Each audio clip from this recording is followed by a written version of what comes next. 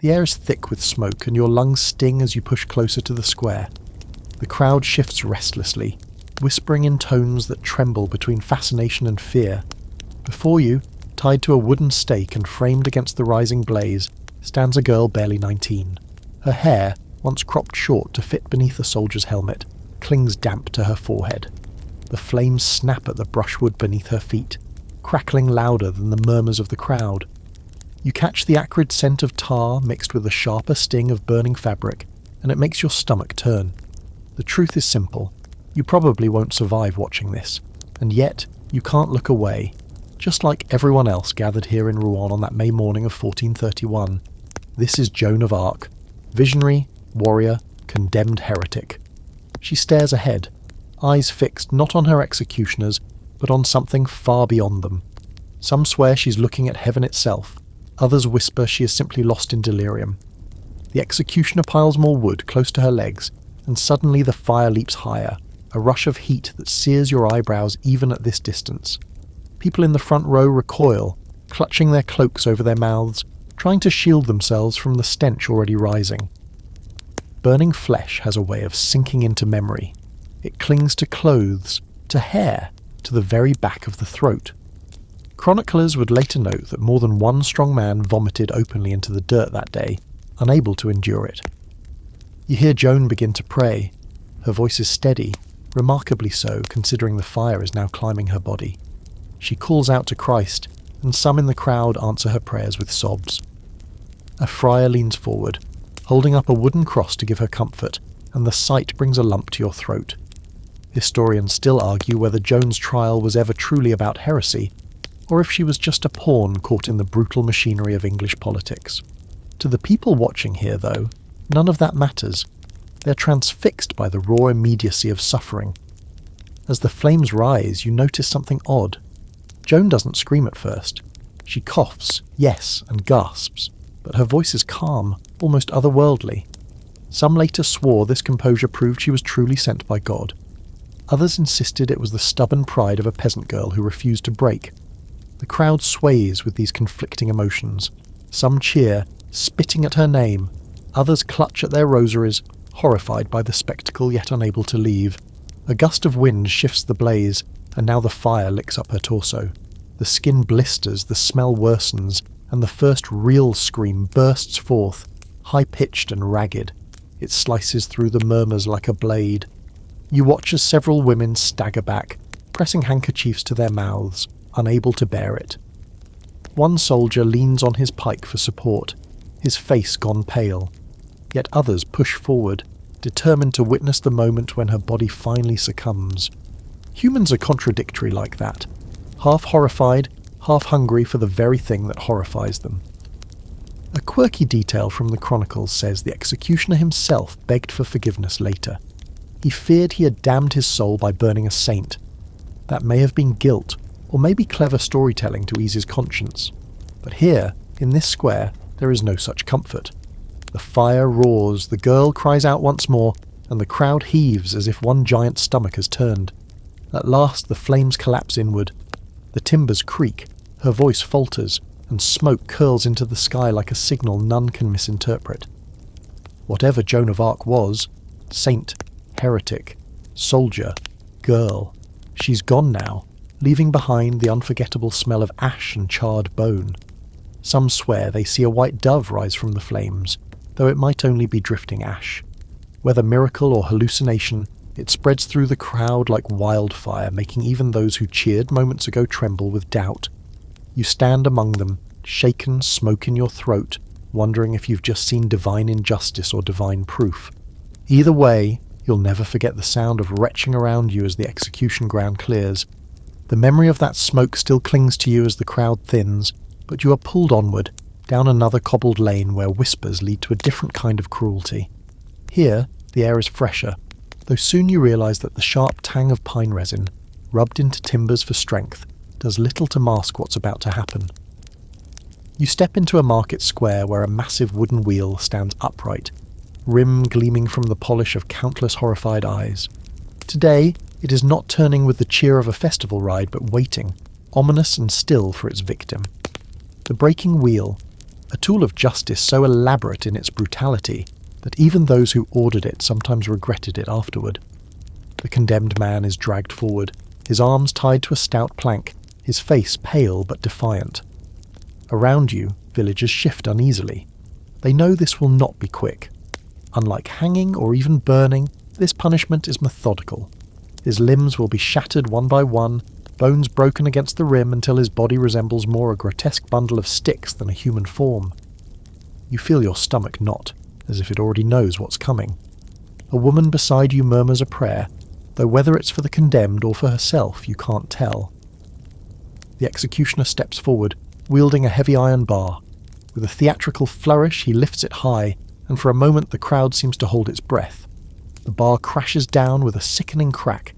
The man cries out, not a scream but a guttural sound, something torn from deep inside his chest. You hear the crack of bone as clearly as if it were a dry branch snapping underfoot. The villagers around you wince.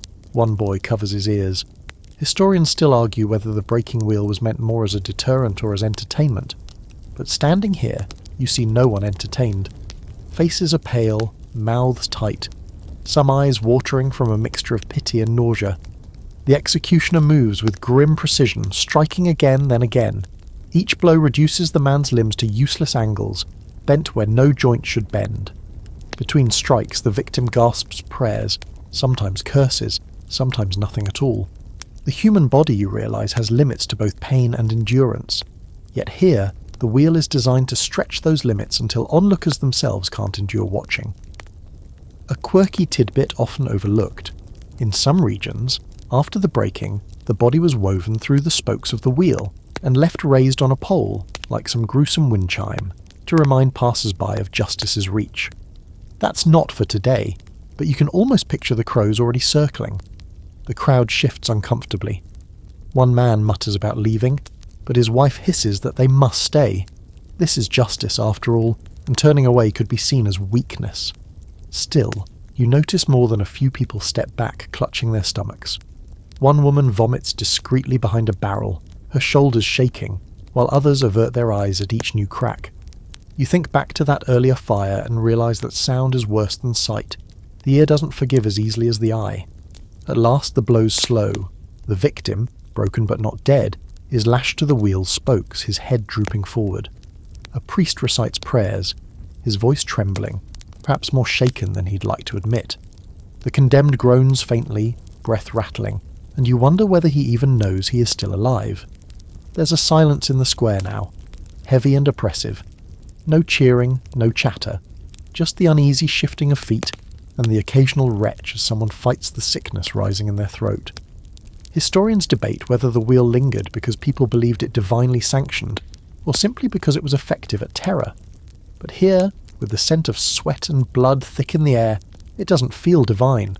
It feels like a slow-motion nightmare, each bone a reminder that cruelty can be systematic, efficient, and yet still fail to satisfy anyone watching. You turn away at last, ears ringing with cracks you'll never unhear. The road takes you onward, though your ears still echo with the cracks of breaking bones. Ahead, a different stage waits, this one prepared not with wheels or pyres, but with ropes, knives, and wooden beams. The atmosphere is charged with anticipation, and though people mutter that this punishment is reserved only for traitors, their faces betray a grim curiosity. You edge closer through the press of bodies and realise you're about to witness what is officially called being drawn, hanged, and quartered. A phrase that sounds tidy on parchment, but in practice unravels into one of the most horrifying displays of human cruelty. It begins with the dragging. The condemned is tied to a wooden hurdle and hauled through the mud by horses, his body bouncing and jolting as he's pulled to the scaffold. Children laugh nervously at the spectacle, but many in the crowd look away, ashamed of their own fascination. By the time he reaches the gallows, his clothes are torn, his skin raw from scraping over stones, and his face streaked with filth. The stench of sweat and horse manure mingles with the metallic tang of blood. You pull your cloak tighter, already feeling queasy. The noose waits. He is hoisted, his body jerking, neck straining, tongue protruding as he kicks helplessly. Yet this is not meant to kill him quickly. The rope is cut before death can claim him. and he collapses to the platform half-conscious and gasping like a landed fish. The crowd groans in unison, some with horror, some with grim approval. A few onlookers even clap, though their faces are pale. You wonder what compels people to applaud something that makes their stomachs twist. Historians still argue whether public executions truly deterred crime or simply hardened communities to violence, turning punishment into grotesque theatre. The next act begins: disembowelment. The executioner works with unsettling calm, as though gutting an animal for feast rather than cutting into a living man.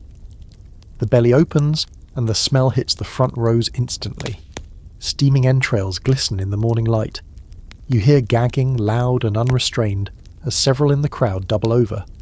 One woman collapses outright, her husband dragging her away from the scaffold. Even hardened soldiers shift uncomfortably, some turning their heads, pretending to scan the horizon rather than face what's before them. A quirky detail preserved in accounts. Sometimes, executioners would toss the organs into the fire nearby, letting the smoke carry the smell back over the witnesses, as if to force them all to share in the punishment. The victim's voice, impossibly, still emerges between gasps. He manages a prayer, half-formed and trembling. The crowd, torn between reverence and revulsion, goes utterly quiet. Even the children stop fidgeting, sensing instinctively that this part is not meant for laughter. The silence is broken only by the crackle of burning viscera, and you swallow hard, fighting the urge to follow the others who have already emptied their stomachs in the dirt. Finally, the quartering. His body, limp and broken, is tied to 4 horses. The animals rear nervously as though they too resist their role in this cruelty. Whips crack, and the horses surge forward. You hear tearing, both rope fibres and something worse.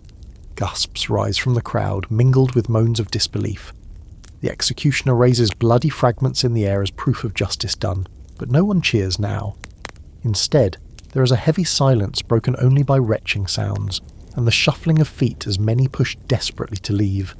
You stand frozen, caught between the need to bear witness and the overwhelming sickness that threatens to undo you.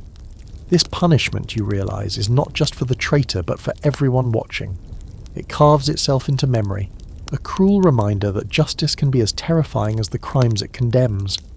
And as you step back, away from the scaffold, you hear again the sobbing of a child, proof that no one, not even the innocent, escapes untouched by this spectacle. Your feet are heavy as you leave the scaffold behind, though the images cling to you like shadows you can't shake. You think perhaps nothing could be worse, until a soldier guides you toward a quieter courtyard where the crowd gathers in a tighter knot. The mood here is darker still, a kind of hush that suggests even those accustomed to cruelty are uneasy. At the centre stands a strange device, an iron cage, small enough to fit over the head of a person but fixed with a sliding partition. Inside, squirming and frantic, you glimpse the movement of fur and tails. The rat cage, an execution method whispered about in taverns, rarely seen and often dismissed as too monstrous to be true. Yet here it is, waiting, gleaming faintly in the pale morning light. The condemned man is shoved to his knees, his eyes darting toward the cage. His terror is palpable, his voice breaking as he pleads with his captors. Around you, the crowd mutters uneasily. Even the boldest villagers clutch their cloaks tighter. A few young boys, eager to prove bravado, elbow one another and whisper jokes, though their faces betray a tremor. The executioner fixes the cage to the man's head, locking it tight at the neck. The rats inside squeal and scurry, agitated by the press of bodies and the smell of fear. A hush falls as the partition is slid into place. At first, nothing happens. The man sobs. The rats claw at the bars and the crowd leans forward, caught between dread and curiosity. Then, with cruel deliberation, hot embers are pressed to the back of the cage. The metal begins to warm and the rats, desperate to escape, surge forward. Their only way out is through the man. He screams, a raw animal sound that makes the hair rise on your arms. The crowd jolts backward as if struck, several people covering their mouths. One soldier, hardened by years of campaign, turns away, his shoulders heaving. Historians still argue whether such punishments were common practice, or embellished tales meant to frighten enemies into obedience. Some insist the rat cage is more myth than method. Others point to scattered accounts in medieval chronicles that describe it in detail. Standing here, you're not concerned with debates. You can see it, hear it, and worst of all, imagine it. The crowd certainly can. Several people gag loudly, one retching into the dirt. The sound of claws scratching against iron mixes with the man's screams, an unbearable symphony that turns stomachs inside out. A quirky tidbit you've heard whispered is that sometimes the rats refuse to burrow, too panicked themselves to attempt the flesh. But today, whether the embers are hotter or the hunger sharper, they do not hesitate long. The man thrashes, then collapses to his knees, the screams breaking into hoarse sobs. A wave of nausea sweeps the crowd, and more than a few stumble away pale-faced, muttering that they cannot endure it. Even those who remain have their hands clenched tightly over their noses and mouths, as though trying to block both smell and sound. You watch as the executioner finally pulls the cage away, the condemned slumping, broken beyond recognition. The rats scatter, squealing, and the crowd breathes again in a shaky collective sigh. There is no cheer, no satisfaction, only a sickly silence heavy with shame. A mother gathers her child close, whispering fiercely that he is never to speak of what he saw. A merchant mutters that such things are the work of demons, not men.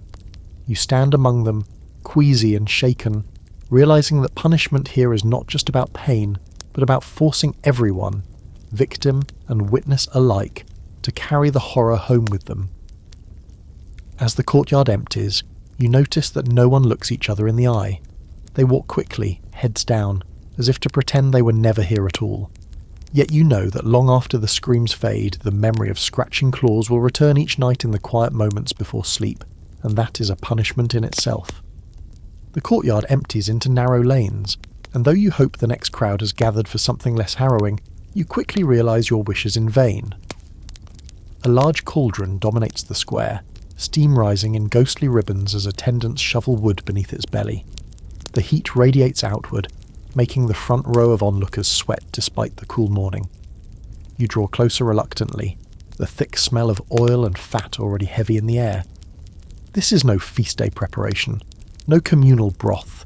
It is an execution by boiling, one of the rare punishments so grotesque that even seasoned chroniclers wrote of it with shuddering disgust. The condemned is dragged forward, bound at wrists and ankles. His skin is pale against the dark iron rim of the cauldron, his eyes wild as he realizes what awaits him. The water inside is not bubbling yet, but the fire licks eagerly at the underside. He shouts, curses, then pleads, his voice echoing around the square. The crowd shifts uneasily. Many have come out of morbid curiosity, but now that the moment is near, they look as though they regret it. You smell the wood smoke, sharp and acrid, mixed with a greasier note that already makes your stomach tighten.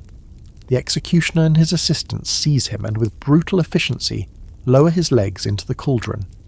The man convulses instantly, screaming so loudly that a woman beside you presses her hands over her ears. The water is scalding but not yet boiling, prolonging the agony. The steam rises, curling into your nostrils with the unmistakable scent of flesh cooking, faint at first, then stronger as more of his body disappears beneath the surface. You gag, swallowing hard, and realise you're not alone. Several men in the crowd bend double, vomiting openly in the dirt. One child bursts into tears, his father scooping him up and carrying him away without a word. Historians still argue whether boiling was used widely, or if isolated reports, like those from 16th century England, when poisoners were sometimes punished this way, have exaggerated its prevalence. But as you stand here, staring at the cauldron, it hardly matters how often it was done. Once is enough to scar memory. A quirky detail from the records claims that sometimes the condemned was lowered slowly, inch by inch, to prolong both suffering and spectacle. Whether out of sadism or ceremony, that seems to be what's happening now. The executioner grips the chain pulley, pausing every so often to let the victim writhe before lowering him further. The sound of boiling water grows louder, bubbles breaking the surface with hollow plops. The man thrashes, his head thrown back, his mouth open in a scream that becomes ragged, then hoarse. Steam envelops him, cloaking his face in white vapour until you can't see whether his eyes are open. Around you, the crowd can no longer pretend to be brave. Women cover their mouths, men stumble backward, and more than one person staggers away, retching violently. Even those who remain look sickly, shifting on their feet as though ashamed of their own presence. The cauldron hisses and pops, the smell now unmistakable. The executioner stands back, arms folded, waiting. The victim's struggles weaken, arms twitching more than flailing. Silence creeps into the square, broken only by the sound of the water bubbling. You notice people no longer look directly at the cauldron, but at the ground, at their hands, at anything else. The spectacle meant to display power instead leaves everyone hollowed out. At last, the movement stops. The bubbling continues, but the body is limp, steam swirling upward, as if to carry the soul away. The crowd exhales as one, some sobbing quietly, others turning to leave with pale, drawn faces. You stand still, sickened but unable to move, the image seared into your mind. Later, people will whisper about it, some with outrage, others insisting justice was served, but everyone will remember the smell. That clinging, greasy smoke will follow you home, a reminder that cruelty can be cooked into memory as surely as fat into broth. You step away from the square, lungs desperate for clean air, though the oily smoke still clings to your clothes. You imagine you've escaped the worst, but the path draws you again toward another cluster of people, this time in the pale grey light of dawn. The scaffold is smaller, more intimate, as though designed to make the witnesses feel every detail more vividly. The condemned kneels, bound, his breath puffing white in the early chill. Beside him stands a priest, murmuring hurried prayers, though his eyes dart nervously toward the executioner's tools. You realize you're about to watch an act so deliberate that even those officiating in God's name struggle to keep their composure. Public disembowelment. The victim's tunic is cut open, his chest and belly bare to the cold. The crowd leans forward, a ripple of whispers running through it like wind through reeds. Some shift uneasily, remembering other deaths they've seen, but this one promises something slower, more intimate, more dreadful. You notice the silence of the birds, perhaps startled away, or perhaps unwilling to sing here. When the executioner raises his knife, the steel flashes briefly, catching the dawn light, and you feel your own stomach tighten as though in sympathy. The cut is made with cruel precision. The victim gasps, not with a scream at first, but with a sharp intake, like someone punched deep in the gut. Then comes the sound, the wet, tearing noise of flesh parting, and a collective groan ripples through the crowd. The man begins to pray, his voice steady but shaking, each word punctuated by ragged breaths. His lips form the names of saints, of Christ, and the murmurs of the crowd soften, as though reluctant to drown him out. Yet no prayer can cover the smell. It arrives quickly, an acrid metallic scent mixed with the unmistakable musk of opened bowels. You glance around. One soldier has already turned away, hand pressed to his mouth. A woman in a headscarf collapses into her neighbour's arms. The child beside her, too young to understand, tugs at her sleeve, asking why everyone looks so afraid. The answer is plain. The executioner is reaching into the victim's belly now, drawing intestines into the morning air like pale ropes. Historians still argue whether executions like this were designed to entertain, terrify, or offer a symbolic purification. But watching the pale coils spill onto the ground, you doubt anyone here feels purified. A quirky detail survives in chronicles, that sometimes the heart itself was cut out and shown to the crowd before the victim died. Whether to prove treason was excised or to glorify the state's power is uncertain. Here, though, the victim still breathes, still whispers prayers, and that feels worse. The human instinct is to cry out, to rage, yet he whispers, and the sound makes your skin prickle more than any scream could. His restraint feels like a rebuke to everyone watching. Around you, the retching begins. A group of men stagger backward, one vomiting noisily in the mud. Others groan, hands clapped over their noses. The executioner, unfazed, continues his work with grim focus, as though slicing bread for a table rather than dismantling a human life. He lifts part of the entrails toward the crowd, and the reaction is immediate. A wave of nausea, a flurry of people stumbling back. Several cry out, "Enough!" But their protests carry no weight here. Justice has its course, and cruelty has no brakes. Finally, the victim's voice falters. He sags forward, eyes rolling, lips moving silently until they stop altogether. The executioner steps back, wiping his blade, while the priest mutters final rites with a trembling voice. The scaffold is quiet, they only sound the drip of blood onto wood. You feel lightheaded, your own breath shallow, your knees threatening to buckle. Around you, the crowd begins to thin, many unable to stay to the end. Those who linger look shaken, pale, ashamed of their own endurance. You turn away at last, stomach roiling, certain of only one thing. No one who saw this dawn will ever again forget it. The sight of prayers spilling out alongside entrails is the sort of image that burrows deep into memory and waits there, resurfacing in dreams when you least expect it. The dawn fades into day, but your steps are slower now, heavy with dread. You think perhaps the worst is behind you, yet another path leads down into shadow. Stone walls rise around you, damp and moss-slick, and the air grows foul.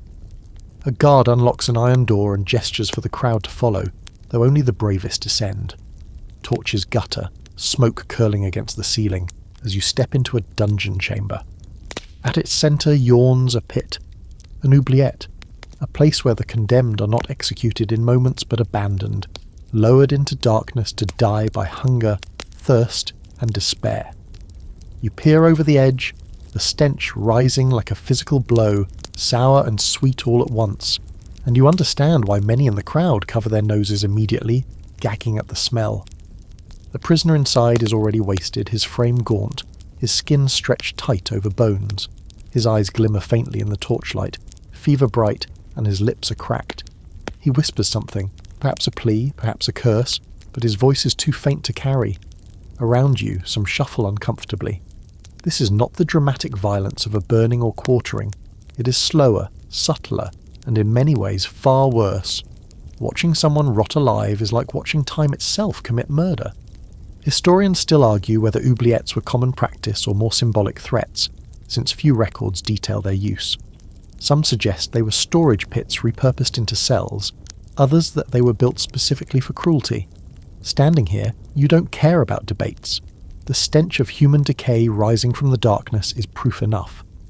A quirky tidbit occasionally noted is that jailers sometimes threw down scraps, not to sustain but to prolong, the slow cruelty of giving just enough hope to stretch death out for days or weeks. Judging by the skeletal figure below, scraps may have been tossed, though none recently. The guard kicks a bucket of water into the pit, the splash echoing off the walls. The prisoner scrambles weakly toward it, cupping hands to drink before collapsing in a coughing fit.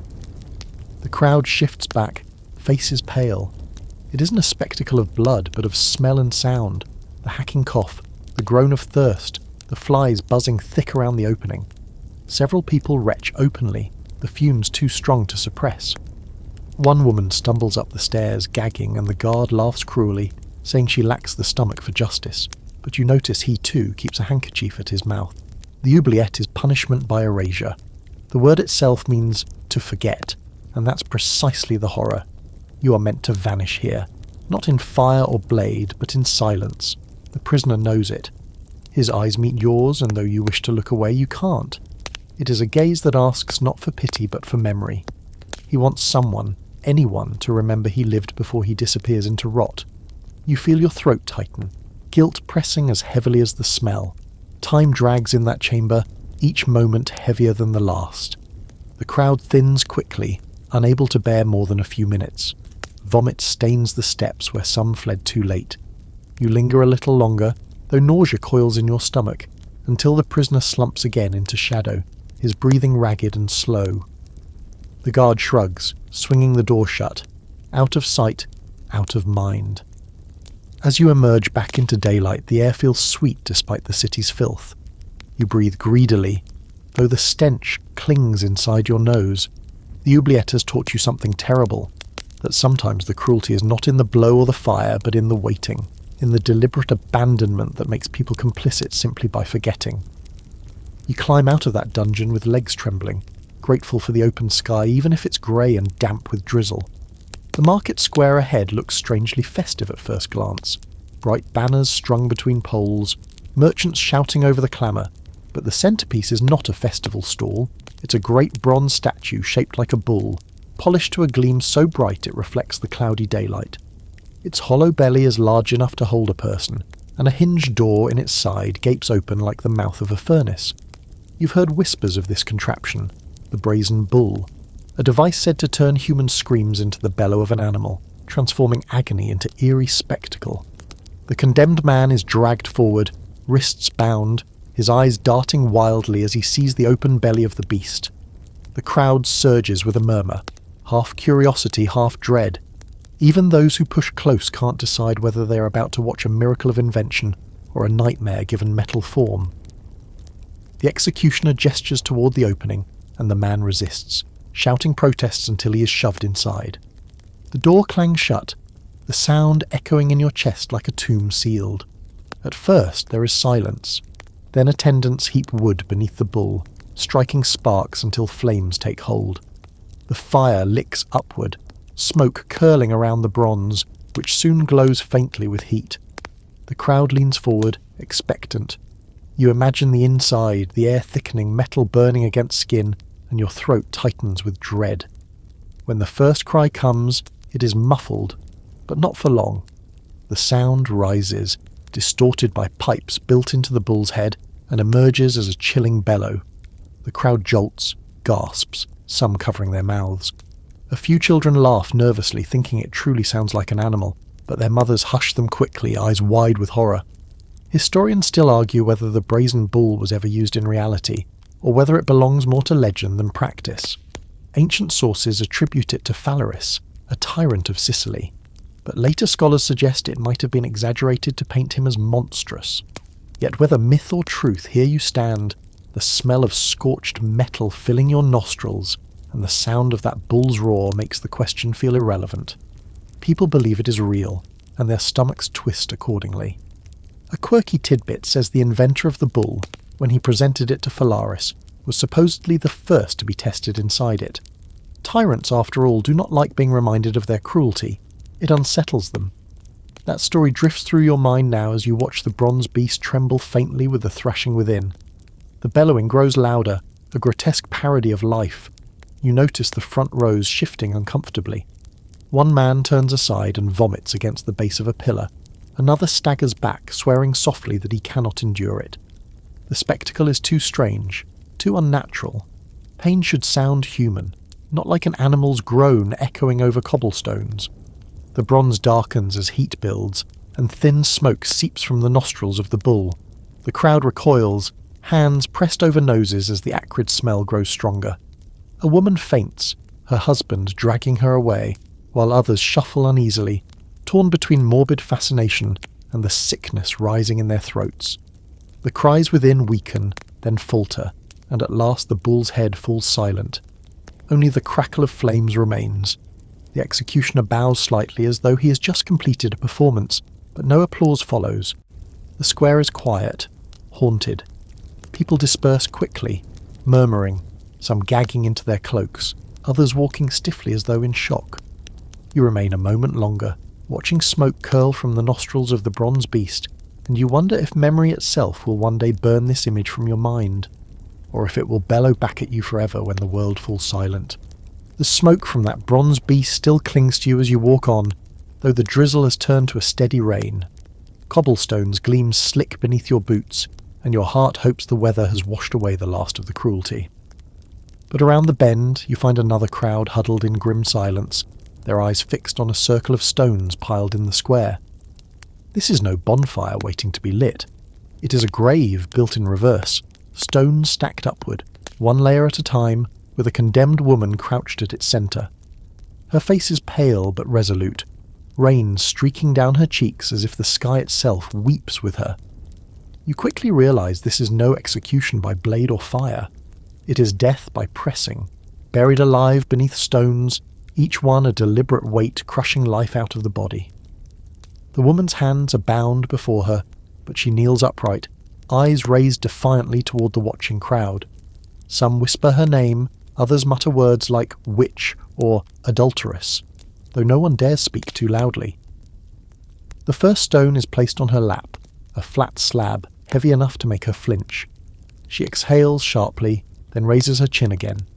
The crowd murmurs uneasily, shifting on their feet, for this is a punishment that takes its time, offering the witnesses no dramatic climax, only a slow descent into silence. Another stone follows, then another. The weight grows, her shoulders trembling, her breath coming in shallow gasps. The sound of rocks grinding together becomes the only rhythm in the square. You hear gagging in the crowd already. There is something about the slowness, the inevitability, that makes stomachs turn more than sudden violence.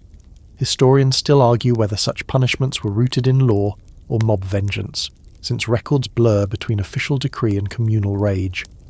But whether ordered or improvised, the result is the same: stones piled until flesh gives way.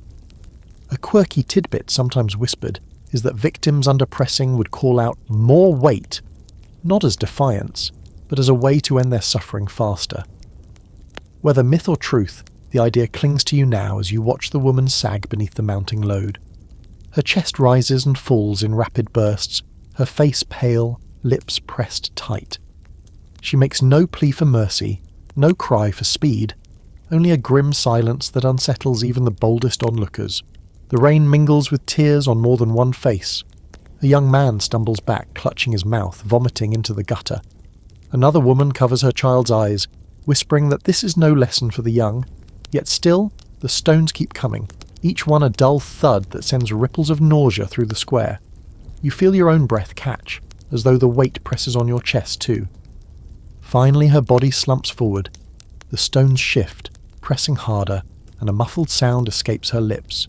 A cry or a cough, you cannot tell. Then silence. The only noises are rain on stone and the retching of those who can no longer contain their stomachs.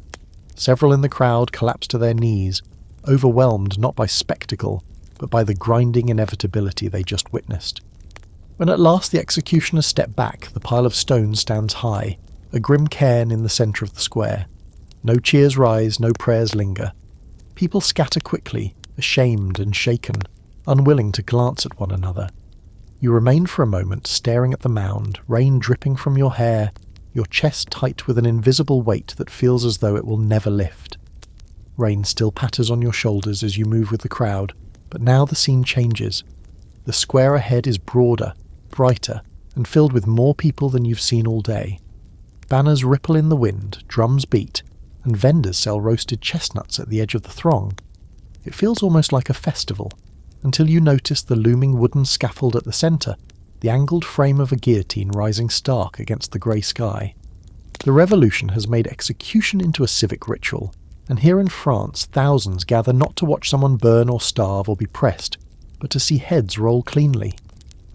Yet cleanly is a relative term, and as you press closer to the front you hear mutters from those who know. This machine's swiftness does not make it less nauseating. The condemned is led up the steps, face pale, lips pressed tight. Some in the crowd cheer, others jeer, spitting curses about treason and tyranny. But most stand silent, clutching their cloaks against the rain, eyes fixed on the glinting blade above. You feel your stomach twist. The guillotine promises efficiency, yes, but also the shock of suddenness. The victim is strapped down, their neck positioned between the wooden lunette. For a heartbeat, the entire square goes still, the only sound the creak of ropes and the pounding of your own heart. The blade falls with a metallic hiss. There's no scream, only a thud, wood against wood, iron against flesh. The head tumbles into the basket below, hair matted, eyes still open. The crowd reacts at once, gasps, cries, even cheers, though many recoil instinctively. You catch the splatter on the boards, the crimson spray against pale wood, and you hear someone near you retch. A woman faints, her friends catching her as the smell of fresh blood wafts outward, mingling with roasting chestnuts in a combination that turns your stomach. Historians still argue whether the guillotine was truly humane, a step forward from the cruelties of old, or merely a more clinical spectacle that disguised brutality beneath efficiency. From where you stand, you see no disguise. It is swift, yes, but it is still public death, and the shockwave it sends through the square is undeniable. People clap as though attending theatre, yet others stagger away, sickened not by drawn-out torture but by the blunt reality of a head severed in a blink. A quirky detail whispered in memoirs of the time suggests that severed heads sometimes blinked or even mouthed words for a few seconds afterward. Science insists these were only reflexes, but here, watching the basket, you swear the eyes still move and you hear someone gasp, "Did it look at me?" The rumour spreads quickly through the crowd, unsettling even those who came to cheer. A ripple of nausea sweeps over the front rows and another wave of retching follows. More victims follow, one after another, the blade rising and falling in rhythm. At first, the crowd counts each strike aloud, a chorus of voices echoing across the square. But by the third or fourth, the enthusiasm wanes. People are pale, shifting uncomfortably, the shock no less sharp for its repetition. By the sixth, more are leaving than staying. The efficiency is its own horror, death reduced to routine, life measured in seconds. As the scaffold is washed down, the crowd disperses in uneasy silence. The square feels colder, emptier, though the rain has not changed. You stand rooted for a moment, the image of the blade etched into your memory, its hiss and thud destined to return in your dreams. Around you, people hurry away, many clutching their stomachs, others muttering about justice, but all with faces pale as if they too had lost blood. The guillotine promised progress, but here, watching the pale wash of rain across crimson-streaked wood, you know cruelty wears many disguises. Whether slow or swift, public or hidden, it always leaves the crowd gagging, sickened and unable to forget. That falling blade fade, you step back from the square and let the silence of night settle around you. The crowds have gone, the fires have cooled, and the gallows and scaffold stand empty, mere skeletons of wood against a sky that no longer trembles with screams. You feel the weight of everything you've seen, the fire's smoke, the wheel's cracks, the bull's roar, the guillotine's final hiss, and it rests on you like a heavy cloak. Yet the world around you softens. The drizzle becomes a lullaby, the torchlight a flicker more like candlelight in a safe room than flame on a scaffold. History's cruelties, as awful as they are, remain in the past. Tonight you carry only the memory of them, and even that begins to blur at the edges as your breathing slows. Let the grim images dissolve into mist. Let the noises quiet into the hum of your own breath, and let your thoughts drift to gentler places where no crowd gathers and no blade falls. You are safe, wrapped in the hush of night, and the world of cruelty is far away now. Rest easy, drift down, sleep.